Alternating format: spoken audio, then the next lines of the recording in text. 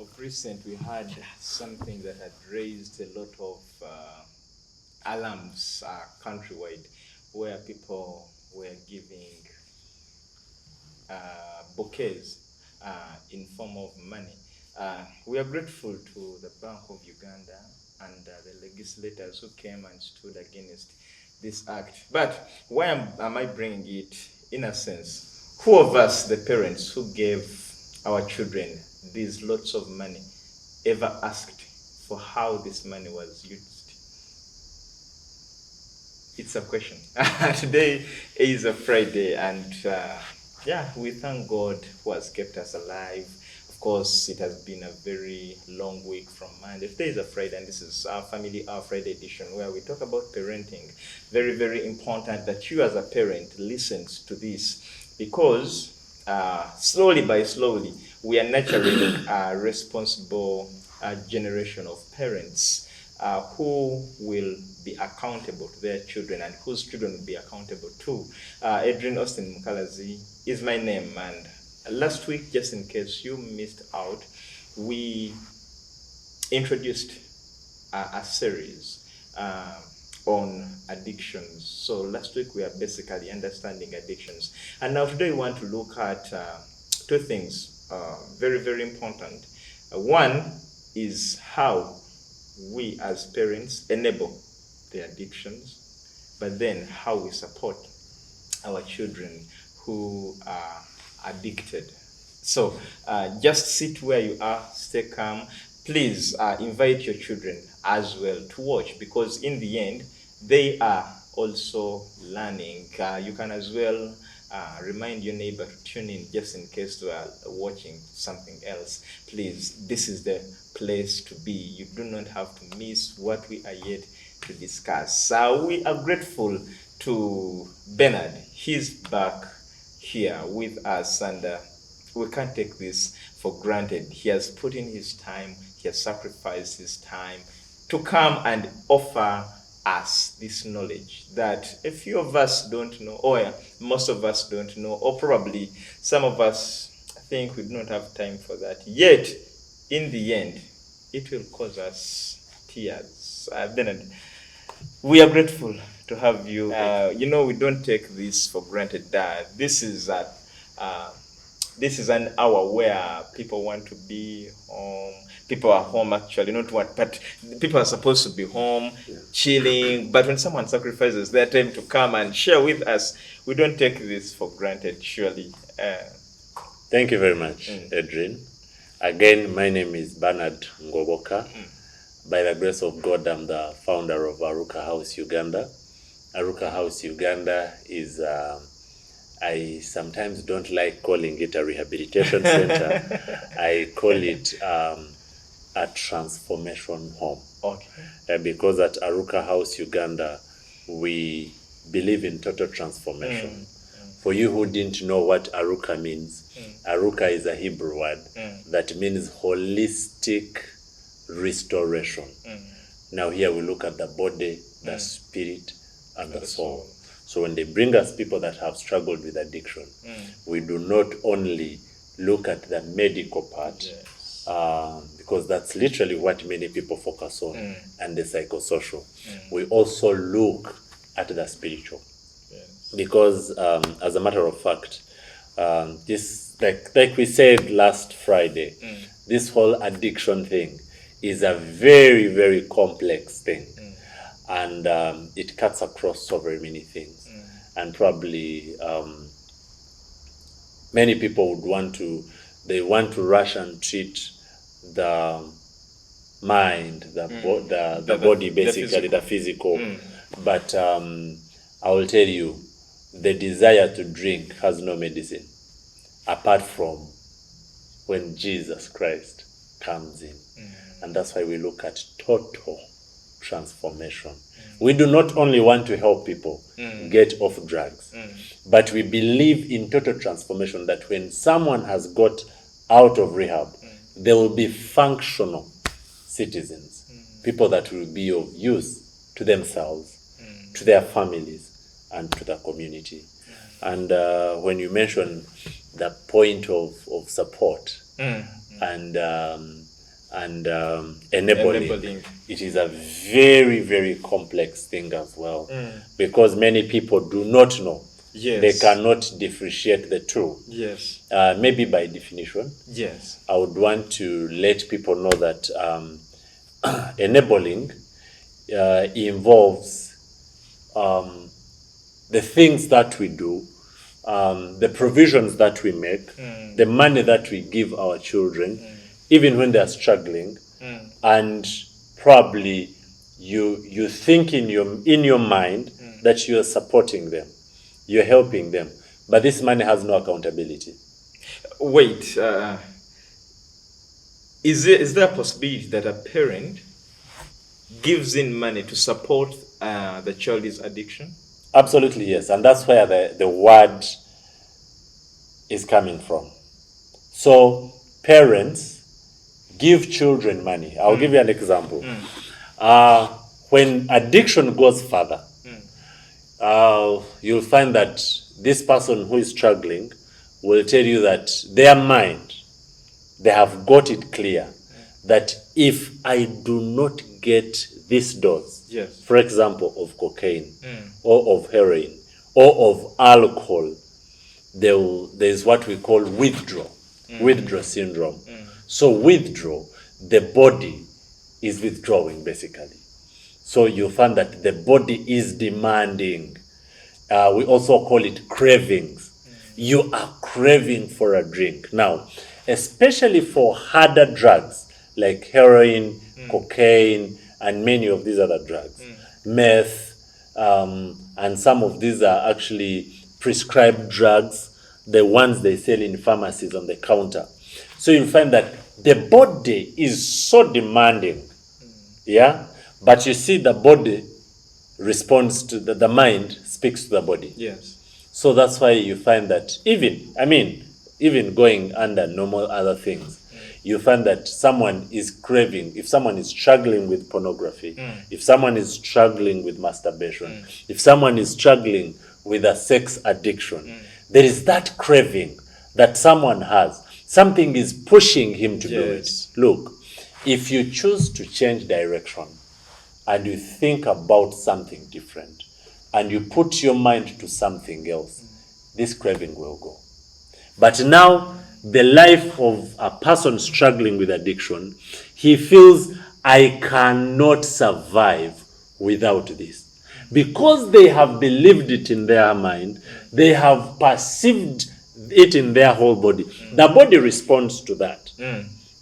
So you'll find that in this craving, if someone feels, I need a dose of cocaine to be able to survive, if they don't get it, they will start shivering. They will have fever. They will have joint pains. They become so restless. They will start, being aggressive. This affects people differently.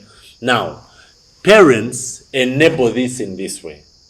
They have listened to their children, and they know that if I go, and I have heard this from so very many parents that we are dealing with, a parent tells you that when he was badly off, I had to give him 5,000 to rush and get a dose. And guess what? When this child gets this dose, they become fine. So now the parent is enabling the child. Okay? And how I would want to differentiate enabling and supporting. Supporting is you knowing that your child is struggling and you support them. Okay, it's English now. and you help them. And you help them get professional help. Okay. You're supporting them. Okay. If this child is struggling and they are craving, and you get to sit with them and you listen to them. But of course, when the craving, when this, last time I mentioned the word turkeys. Yes. That's the language that people use in, we call it the jungle, in the jungle, And so when turkeys come, and you, or even before turkeys, you are offering help, something that will get this person off this, that is supporting. But if you keep on giving them so that they kill this craving, It is a temporal way of dealing with a problem. Meanwhile, the problem is becoming permanent. But we are looking for temporal means to be able to counteract this. And that's where enabling comes from. That's where the difference comes from. In the end, it is also broad and deeper. You know, in a layman's perspective. So we want to go slowly by slowly, so that in the end we can be of help to a parent. And I want us to get back to enabling. You've explained enabling, and you've cited out some of the ways how you can enable. But I realize that we have even broader ways. We enable. That sometimes we don't. I started with an example, and it wasn't by default. When I talked about the gift hampers that have money and that parents give their children on birthdays as success cards and it was so prominent last year that it even became a national issue, a national concern. But like success cards. Success cards. I asked, has any parent, there is a video that was so alarming, a parent was giving this child over 2 million, but has any parent ever asked for the accountability of this money? Is it their business? And you know, how dangerous is this as a parent? How important is this? You're the sponsor. Exactly, you're the sponsor. Indirectly, you don't even know. You have no knowledge about what you're even doing. Let us, I think, start by at that point of the money that parents give children. You know, in the name of, I don't want my child to lack. You should have some money on you. Keep this 300,000 to use, to spend it on your needs. You don't even know which needs. You don't even follow up. They only tell you after 2 days, I need more money. And because you don't want them to lack, you'll give them more money.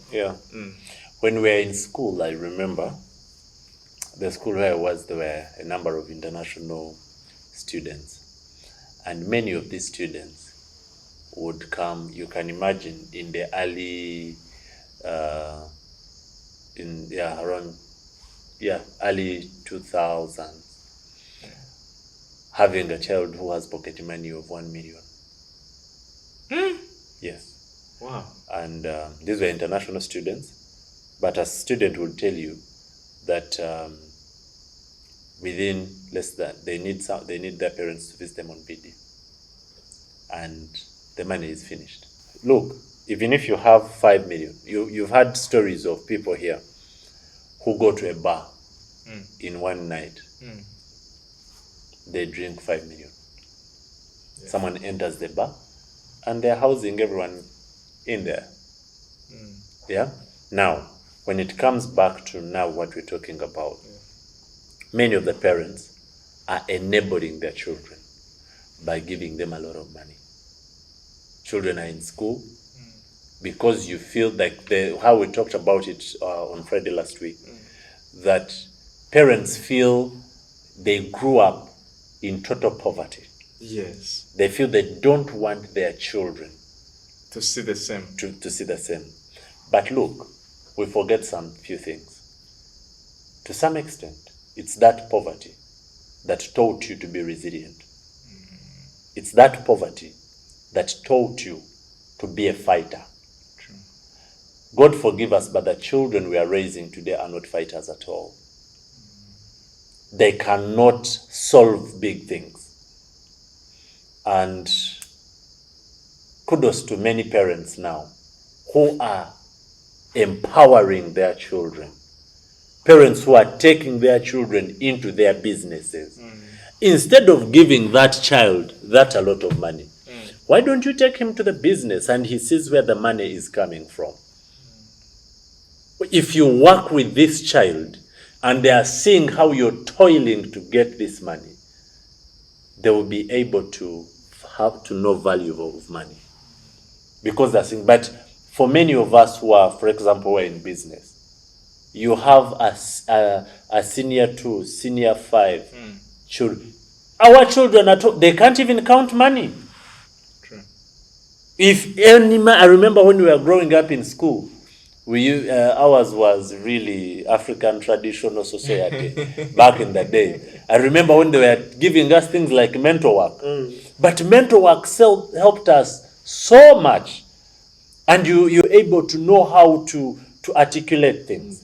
You give a senior 5 student 50,000 to go and buy things. He can't give you balance, or balance that is so less. So now you find that because we are, as parents, we are not initiating our children, we are not making them be part of what we are doing. You find that you have a senior 2 person, a senior 5, but it is the shamba boy that goes to the market to buy things. It is the driver that goes to buy things. We think that we are protecting these children, but we are exposing them. One, God forbid, you're not going to be with these children, maybe, for the rest of your life. Number 2, you do not know from here where your children are going to. We've had a number of young people. There has been, people don't shoot me, but there has been things to do with peer pressure of parents sending their children abroad. Not because children are able or it is necessary, because people in their circles are taking their children abroad. Because some of these parents nurtured their children to be fighters. Here you are, taking a child that doesn't know where the old park is after senior 6, and you're sending them to China. One, they have been inside and they never get to go out. They do not interact even with other people. The only interaction they have is TV and their computer and their video games and their phones. And now you're sending them abroad, and they reach there. Unfortunately, they are coming back as atheists. They don't believe in God. Some are coming back as gay. Okay? You see how you're already enabling? Ignorantly, without knowing the impact of these things. Mark me right. I'm not saying that taking these children abroad is bad. There are children that have gone abroad and they have become very successful. Praise the Lord. But there are so many people, young people, that are going out there and they are not equipped to face the world. And the part of equipping is what we are talking about. So many parents are giving children a lot of money. They're giving them things that cannot make them better people, but instead are killing them. Now, when it comes to the part of addictions, drugs and alcohol, you find that, like I had already mentioned earlier on, this child feels they need to adults to make them feel better. Yeah? Instead of actually seek for professional help. Take them to a counselor. Get that money. Help them to do things that are productive. Instead of actually buying them those video games, what if you bought them a guitar? What if you bought them a keyboard, a piano? They will learn a skill. They learn something they are using their hands with. Instead of them keeping on the console, what if you took them for a class in cooking? Today, it's the housemaids that are doing all the cooking. And these girls, tomorrow, are going to get married to someone. Also hire and they will also hire maids. The issue is not hiring the maids. And you will hire the maids. The maids will cook. They will go ahead, prepare the bed. They will wash your husband's clothes. They will iron them. They will put them in the bedroom. Because you're always on your phone and making your nails, your husband will sleep with the maid. And it comes back to parenting. And that's how we are enabling. Can we be able, as parents, can we be able to give our children things that are productive? They want that PS5 because it is what their friends are having and cousins. As a family, can you have your culture that instead of having the children do this, can they read a book? Can you buy them a book? Can you get them movies that make sense rather than watching series? Someone watches series and you realize that most of the movies that are being produced have agendas. True. You're watching something called deception. What is your interest? You want to be a kafuru in deceiving?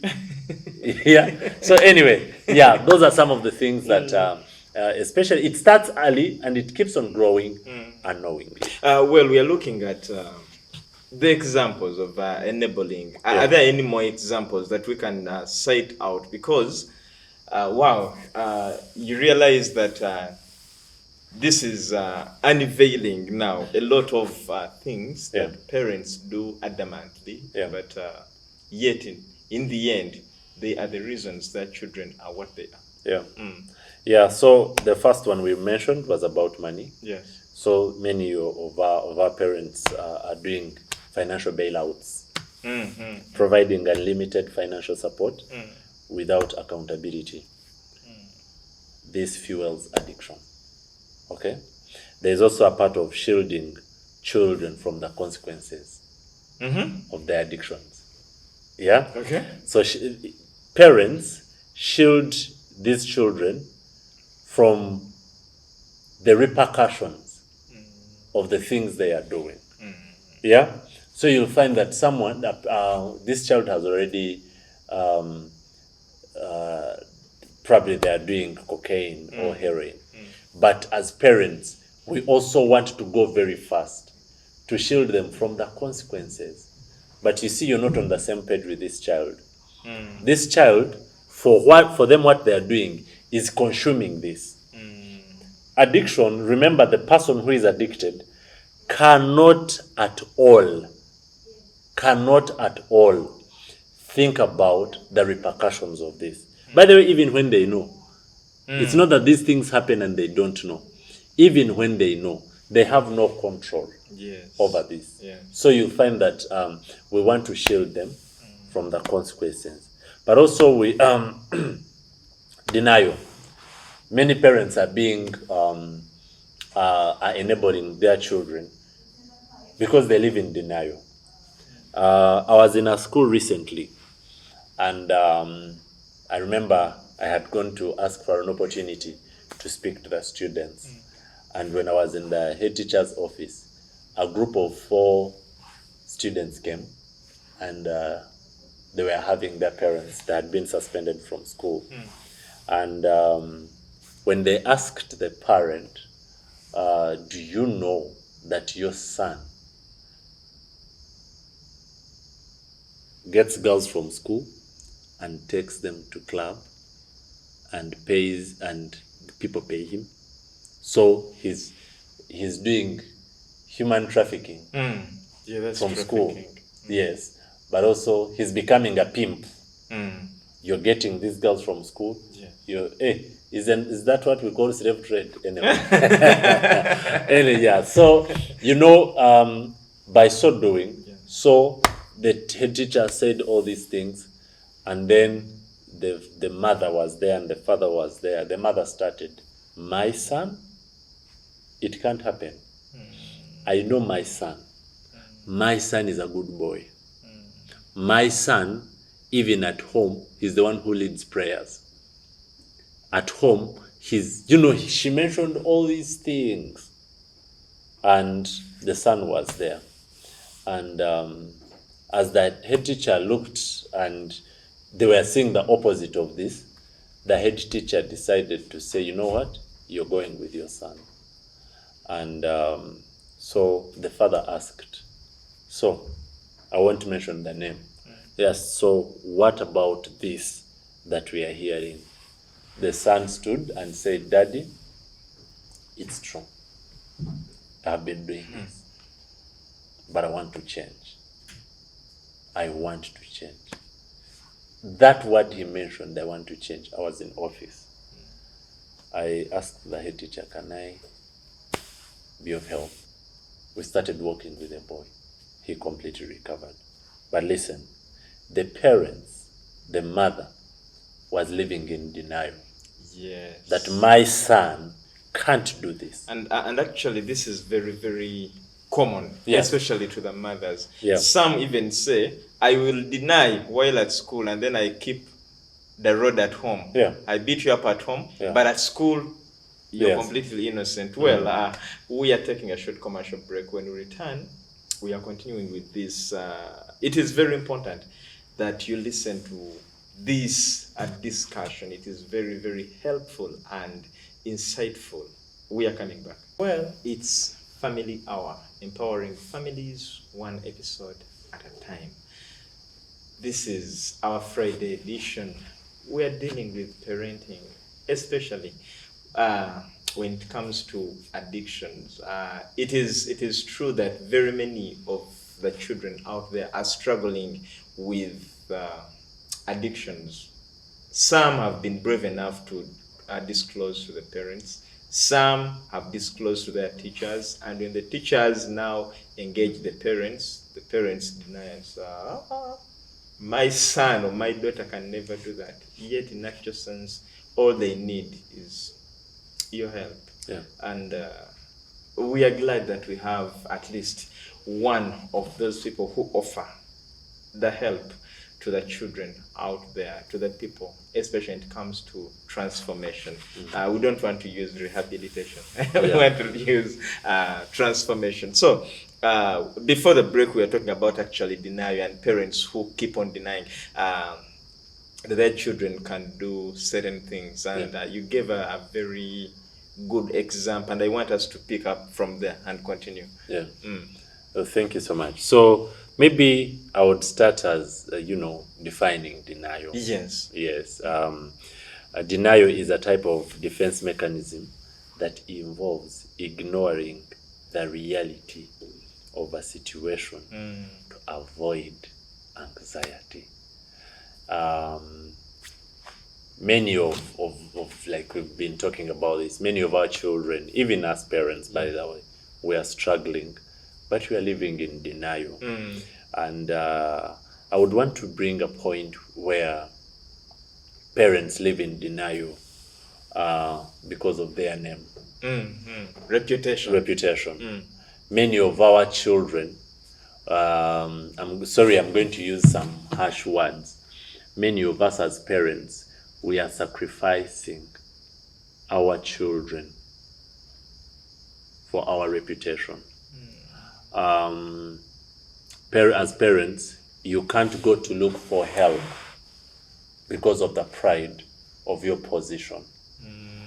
And truth be told, tomorrow, this child will be found on street and they will bear your name. But also, if that can't happen, tomorrow it will be said that that boy they killed on street, who died on street, was so and so's son. I want to call upon us as parents. Let's be present.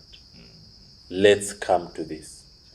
Let's learn to seek help.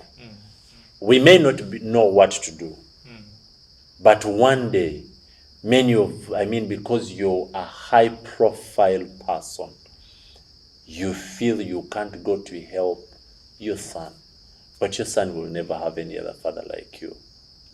And because you can't do this, you'll find that other people, I will tell you this, some of the parents who have been very busy, it is even the driver that will take the son to rehab. The parent, the father, the mother is busy in other things. And unfortunately, it is sad, but when we are dealing with parents are asking, where did I go wrong?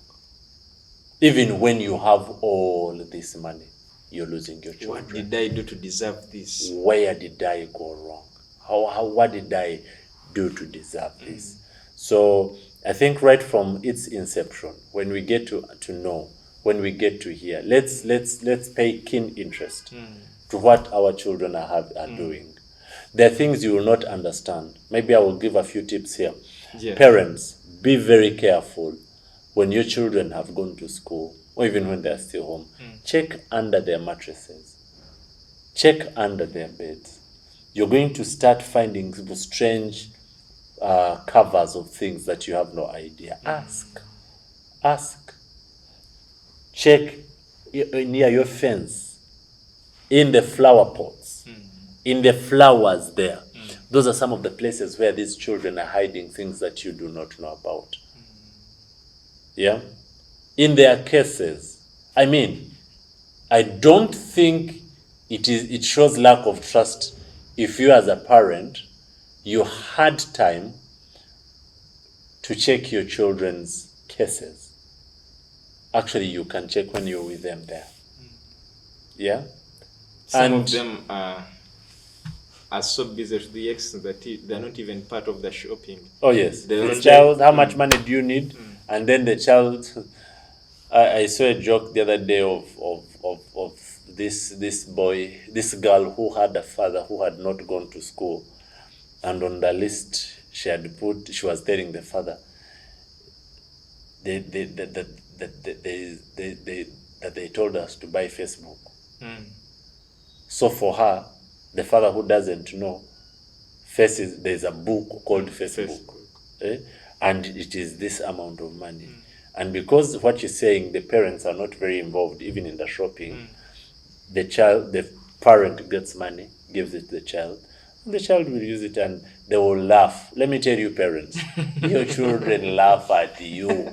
When they have squeezed you, they have done something, they have played their game, and you're there being tough. When they go there and they laugh, they tell themselves, they also tell their parents, and they have those names, Kazende, man, in their language, and they're laughing at you, my friend, because they're making a fool of you. Why? Because you're ignorant about some of these things, and denial continues to crop in. Some of us are in ministry, and because of your name, you feel there are certain things you cannot go to look for help for your child. All of us, the Bible says that all of us have sinned. We have all sinned and we fall short the glory of God. And my prayer is that we need to go back to the basics, friends. We need to go back to the basics. We need to have time with our children. We need to, when someone tells you that your child is like this and this, don't rush to defend. Well, you may not want to shatter them, but have a way of how you'll get your information to actually ascertain that this is true. Yeah. We're still looking at the examples of the examples of enabling. Yes. But I want us to wind up with the examples and then get back to supporting.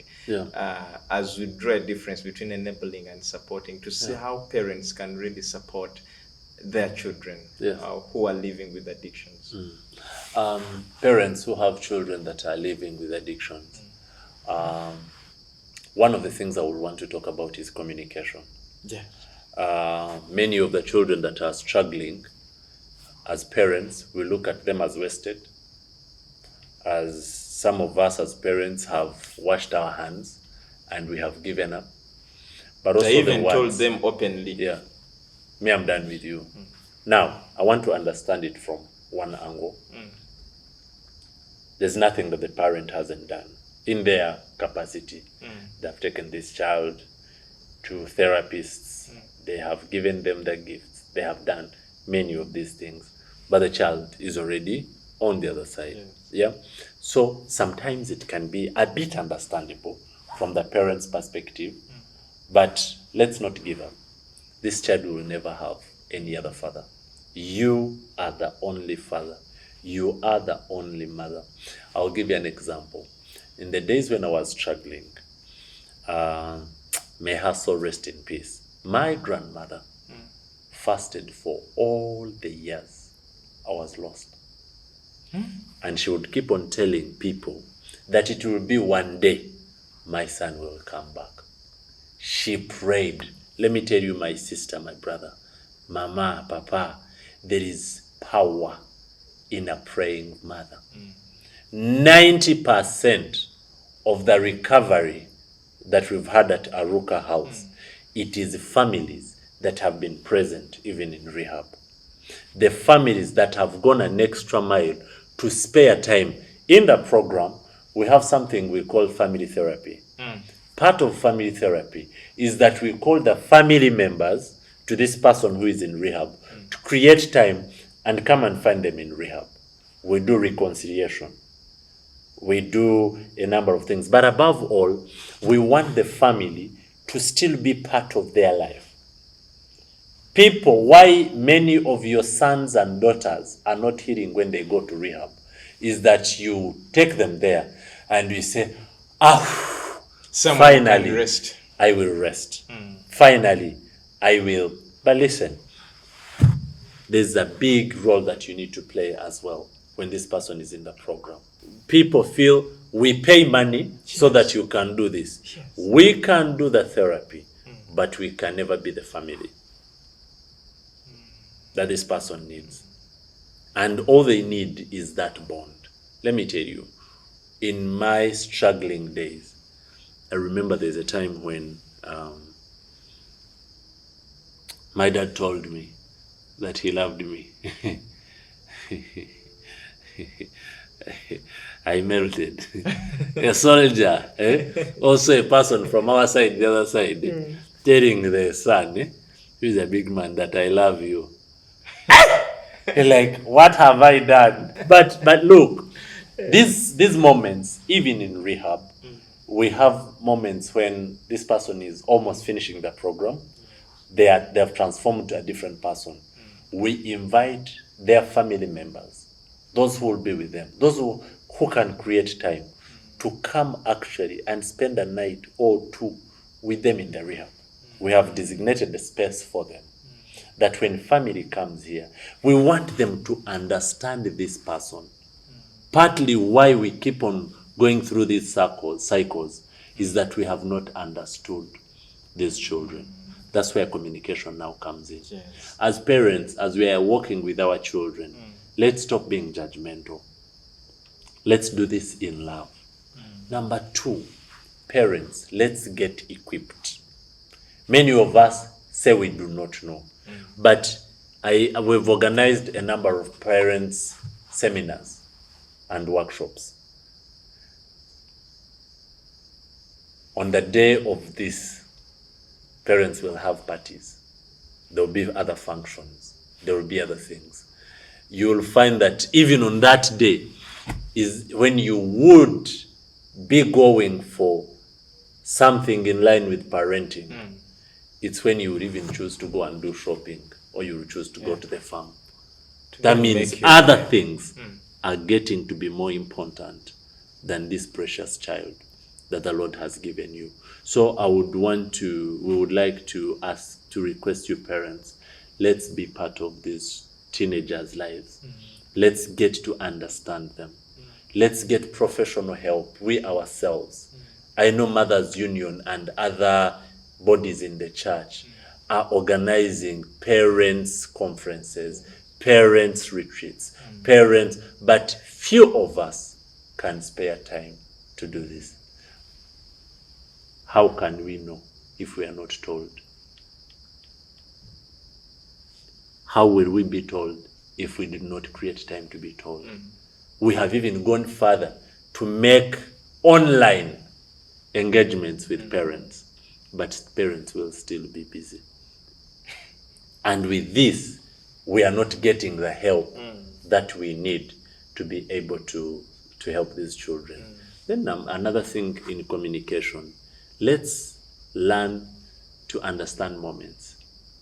If you have a shock of your life, you have gotten today to know that actually your son who goes to church, who is doing drugs, may God help you that you will not get that shock and you want to finish it on him. May God give you wisdom that you will be calm, that then you will talk. Also getting to understand the moments. This whole addiction thing is a very, very sensitive thing that many of us as parents, we have thrown our children further because of our reaction. I was in a school last term, and this child was struggling with masturbation, and because he thought he had a relationship with the mother, he came and told the mother, "Mommy, I have something that I want to tell you. I have a struggle. I am struggling with masturbation, and this is how it has affected me." Out of shock, the mother was like, he slapped the child. What? By so doing, you have killed this child. This child will never trust you again. Exactly. Your response in moments of crisis is what will either build your children or break your children. Yeah. Some of us as parents, we grew up probably because of our backgrounds and foundations. We are like animals before our children. When daddy comes home, under bed, this one runs here, this one runs. Such a parent will not be able to help this child. Yeah. And the question that many parents are asking the children, what haven't I given you? What haven't I provided for you that you're being this menace to the community? Yeah, so my prayer to parents is that as parents, we will learn how to communicate better with our children. We need to do effective listening. Can we be able to listen and do less of responding to their issues? When this child, can we start, but this also is built right from when these are still kids, but even when they're old, you can still work out something. We can create friendship with our children. We can have those dates with our children and get to talk to them, especially these who are already teenagers.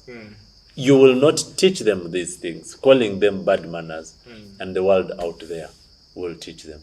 Internet, they know so many things. Yes. So, but also, can you be able to know what they're doing on their phones? You also must be able to learn certain things on how to work with them.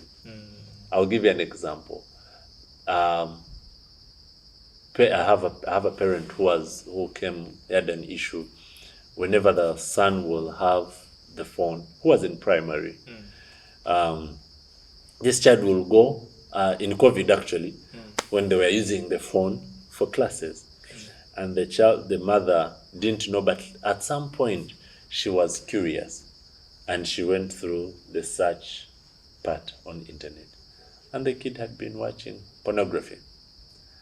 And the good thing is that this mother kept quiet, and then she said, she called me, and we first had a talk. And she's like, by the time she was like, this is unbelievable. Should I kill this child today? Should I, looking for any?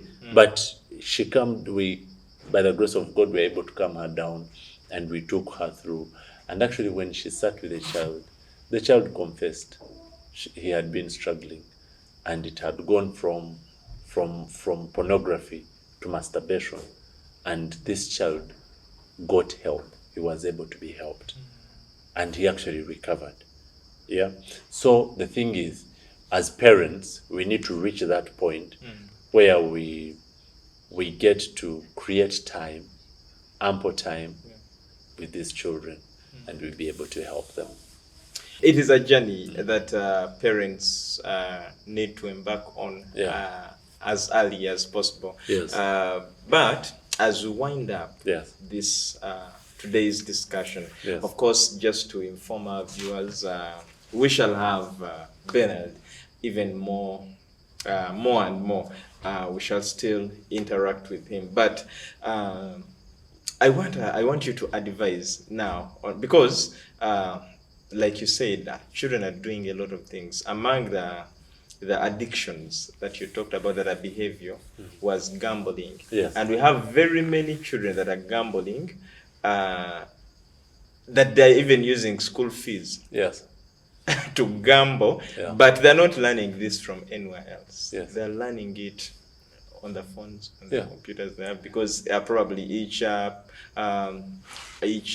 you open, they'll first bring you an ad Yeah. of a betting company and how you can bet. And because we are dealing with curious, a generation that is so curious to know and to explore more and more, let us advise parents on how effective they can support their children with phones, with computers, and all this technology that is around. Thank you very much, Edrine. But I think one of the things that as parents we must do, we must talk and talk and talk. But what do we talk about? Exactly. So we need to, one, educate our children. Many of these things, children do them out of curiosity. They're curious. Yes.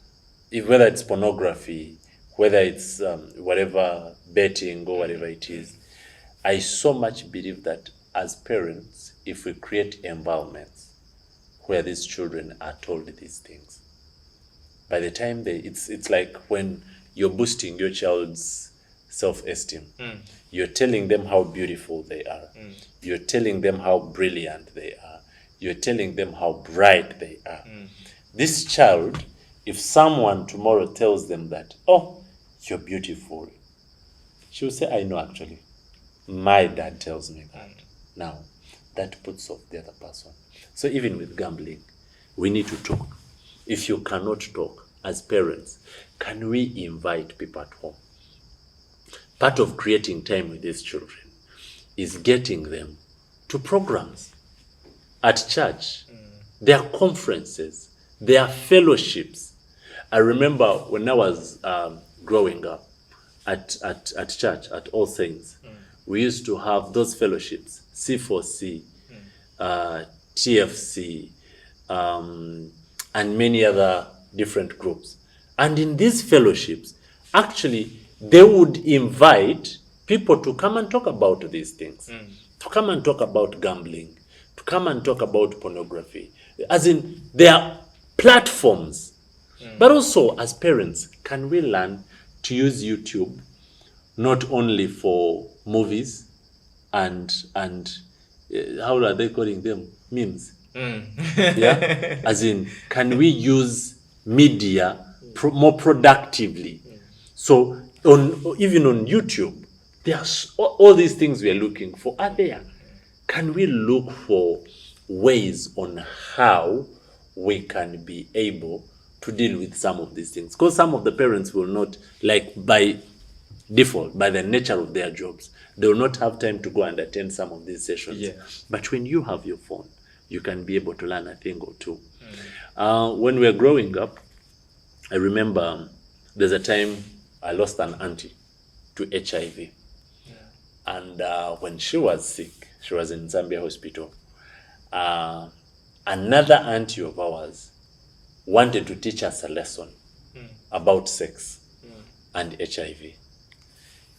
They took us to the ward of patients that were HIV positive. And she showed us all these people. That was the HIV of then, of the 90s, that had chisipi, the one that will come like on your face.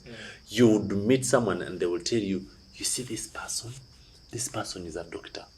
This doctor had sex when they were young and they got HIV and see what they became. Man, I remember when we left, I reached home, I was traumatized. The next night I had a dream, and in the dream I slept down and I dreamt someone, like you're sleeping but not sleeping, Yes. that someone told me that if you ever have sex, you will die. Man, my whole life, I grew up like that, and I was fearing this thing. Now, you may call it fear, but it helped us so much. Even with this, parents, can you have time to take your children to rehab before they go there as patients. Take them to Butabika. Show them. You see most of these people, it's because of drugs. It's because of alcohol. They are running mad. Now, this will not traumatize them per se, but it will direct them. The next time someone comes with a drug, they will say, no, what I saw, I won't do that. And that also helps. Yeah. So even with gambling, we've had people that have gambled and they have taken a whole house in casino. Yes. And they are throwing out the whole family. Yeah. So even with gambling, as parents, can we learn to talk to our children about the effects of these things? Not being judgmental, but in the right way. Yeah. Not only when you're giving a lecture to your children, can you call this child out and you go out and you talk about these things? You even start by asking them, by the way, what are some of those things that your friends are doing? Then he will tell you this and this and this. Before you know it, they will actually tell you some of the things they're struggling with. Can you learn to pray with your children in their moments of struggle? Can we start as parents confessing? I have a mother of a young man that we worked with in rehab. By the grace of God, now he's a staff. And the mother always comes and shares that testimony and that story.